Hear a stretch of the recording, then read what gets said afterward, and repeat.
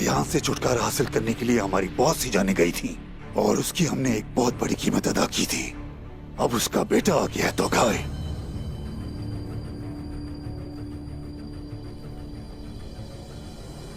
वमसी साहब, तो गाय अगर चाहता तो मार सकता था मुझे, लेकिन उसने उमर साहब को चुना। आपको लगता है कि उसको उमर साहब से कोई मसला है?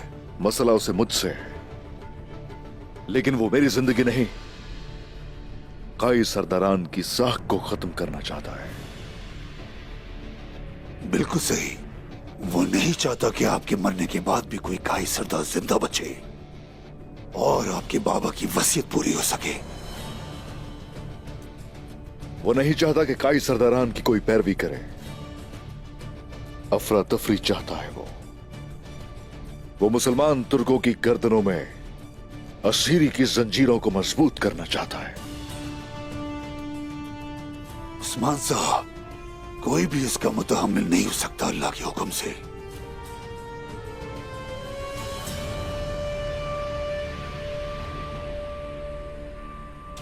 लेकिन